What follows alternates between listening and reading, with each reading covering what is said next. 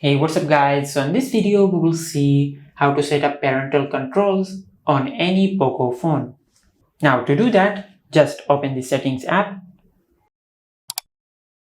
Now from here, scroll down and tap on digital well-being and parental controls.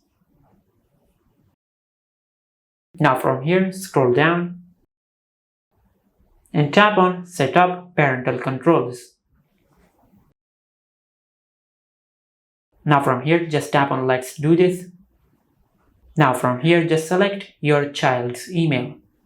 Now once you select your child's email, tap on supervise account. Now from here, scroll down and tap on next. Now from here, just enter the parent's email. Now once you enter the parent's email, tap on next. Now from here, just enter the parent's email password. Now once you enter the parent's email password, just tap on next. Now from here, tap on done.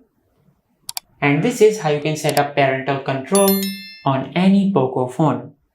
If you found this video helpful, please like the video and subscribe to the channel and hit the bell icon to get notified when we upload a new video.